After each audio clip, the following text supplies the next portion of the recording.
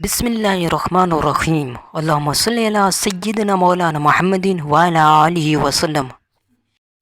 حضرت حذیفہ بن سے روایت ہے، انہوں نے بیان کیا ہے کہ نبی کریم صلی اللہ علیہ وسلم نے فرمایا کہ امانت داری آسمانوں سے بعض لوگوں کے دلوں کی جڑوں میں اتری، یعنی ان کی فطرت میں داخل ہے، اور جب قرآن نازل ہوا تو انہوں نے قرآن مجید کا مطلب سمجھا اور سنت کا علم حاصل کیا، تو قرآن و حدیث دونوں سے اس امانت داری کو جو فطری تھی پوری قوت مل گئی۔ قرآن و حدیث کی خوبصورت ویڈیوز کے لیے ہمارے چینل کو سبسکرائب کریں اور ہماری حوصلہ افزائی کریں۔ جزاک اللہ خیرہ۔